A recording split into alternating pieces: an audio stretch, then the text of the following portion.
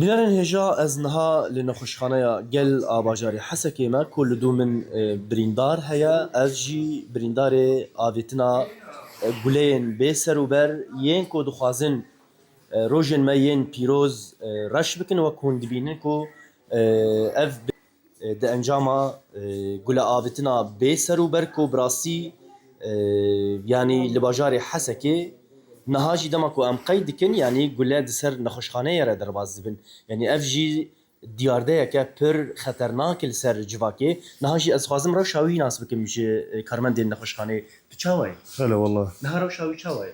روشاي باشا بس بهيفين انه ابدا قلانا بشكي كان ببن تمام لانه دنجي قلا انا برهبو ودورا قطبو وبيس بيجي برهبو ديسا قطبو هاو الدورا نخوشخاني بو طبعا وبرنداري هاني يجي قلا دخول وخروج جاي هي تناسكر واكيد كذا حاله جي هني غيري مشفى جي هني اكيد كذا حاله جي درن وان مشفاناش بله gelek spas.